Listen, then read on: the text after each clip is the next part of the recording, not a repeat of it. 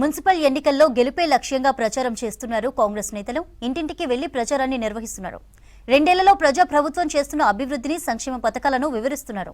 జూబ్లీహిల్స్ బైపోల్లో బీజేపీకి డిపాజిట్ దక్కలేదని, మున్సిపాలిటీల్లో కూడా అదే రిపీట్ అవుతుందంటున్నారు కాంగ్రెస్ లీడర్స్. ప్రతి బడ్జెట్లో తెలంగాణపై కేంద్రం చిన్నచూపు చూస్తోందన్నారు పీసీసీ చీఫ్ మహేష్ కుమార్. మిత్రపక్ష రాష్ట్రాలకే నిధులు కేటాయిస్తున్నారని తెలిపారు. కేవలం ఉత్తరాది రాష్ట్రాలకే కోట్ల రూపాయలు దోచిపెడుతున్నారని మండిపడ్డారు. ఇక్కడి ప్రజలకు అభివృద్ధి, సంక్షేమం వద్దా అని ప్రశ్నించారు మహేష్ కుమార్. 8 మంది పార్లమెంట్ సభ్యులు, 2 కేంద్ర మంత్రులు ఉండి తెలంగాణకి ఏమిచ్చారు బడ్జెట్ లో? ఏ ముఖం పెట్టుకుని తెలంగాణకు ఓట్లాడడానికి వస్తా ఉన్నారు మీరు? 2014లో కేంద్ర అధికారులు వచ్చిన నాటి నుండి నరేంద్ర మోడీ ప్రభుత్వం తెలంగాణకు అన్ని రంగాల్లో అన్యాయం చేస్తూ ఉంది. తెలంగాణ రైజింగ్ 2047 లక్ష్యంగా రాష్ట్ర ప్రణాళికలు రూపొందిస్తూ దేశ అంతర్జాతీయ సంస్థల నుండి పెట్టుబడులు ఆకర్షిస్తుంటే కేంద్రం మాత్రం రాష్ట్రంలో పరిశ్రమల ఏర్పాటుకు సహకరించడం లేదు.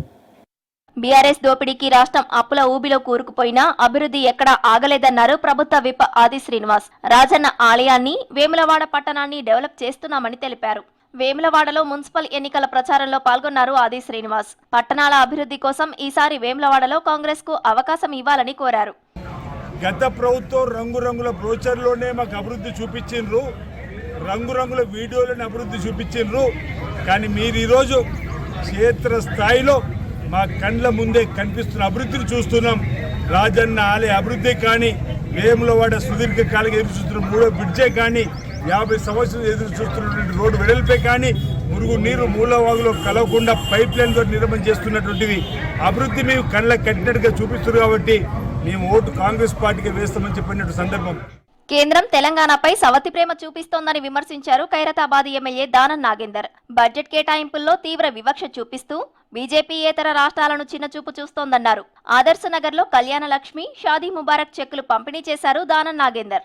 రాష్ట్రంలో జరగాల్సినటువంటి అభివృద్ధి కార్యక్రమాలు ఎన్నో ఉన్నాయి. రాష్ట్రానికి కావాల్సినటువంటి నిధుల విషయంలో ఎక్కడ ఊసెత్తలేదు. అంటే తెలంగాణ మీద కేంద్ర ప్రభుత్వం సవతి తల్లి ప్రేమ చూపిస్తుందని చెప్పడానికి మొన్న నిర్మలా సీతారామన్ గారు ప్రవేశపెట్టినటువంటి బడ్జెటే దానికి నిదర్శనం.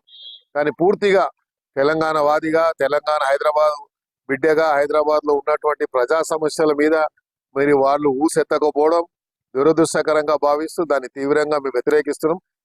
మహబూబాబాద్ జిల్లా కేంద్రంలో మున్సిపల్ ఎన్నికల ప్రచారం వినూత్నంగా చేస్తున్నారు కాంగ్రెస్ పార్టీ నాయకులు. 17వ వార్డులో నిర్వహించిన ప్రచారంలో ఓ బాలుడికి స్నానం చేయించారు. అనంతరం కూలీలతో కలిసి మిరపకాయల తొడిమెలు తీస్తూ ఓట్లను అభ్యర్థించారు ఎమ్మెల్యే మురళీ నాయక్. రాష్ట్ర ప్రభుత్వం అమలు చేస్తున్న సంక్షేమ పథకాలు, అభివృద్ధిని చూసి ఓటు వేయాలని పిలుపునిచ్చారు మురళీ నాయక్. ప్రచారంలో మహిళలందరూ వాస్తవానికి వాళ్ళందరూ మమ్మల్ని హక్కున చేర్చుకొని ఆరాధన పలుకుతూ ఈసారి కాంగ్రెస్ పార్టీకి ఓటేసి భారీ మెజార్టీతో గెలిపిస్తాం, అభివృద్ధి జరగాలి అని చెప్తా ఉన్నారు. ఈ 2 సంవత్సరాలలో మనం చేసిన అభివృద్ధినే చూసి వారు ఓటేస్తామని నిశ్చయించుకున్నారు. మున్సిపల్ ఎన్నికల పోలింగ్ కు ముందే కాంగ్రెస్ ఖాతా తెరిచింది. రాష్ట్ర ఎన్నికల కమిషన్ ప్రకటించిన 14 వార్డుల్లో ఏకగ్రీవాల్లో 12 స్థానాలను తన ఖాతాలో వేసుకుంది కాంగ్రెస్.